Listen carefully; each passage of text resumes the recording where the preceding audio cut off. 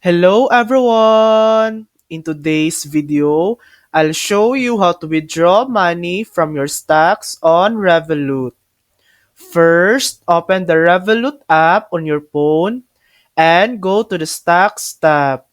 Here, you'll see all the stocks you've purchased. Select the stock or portfolio you want to withdraw from. Next, tap on More, then choose Withdraw. Enter the amount you'd like to withdraw, for example, $1, and then tap Withdraw again to confirm.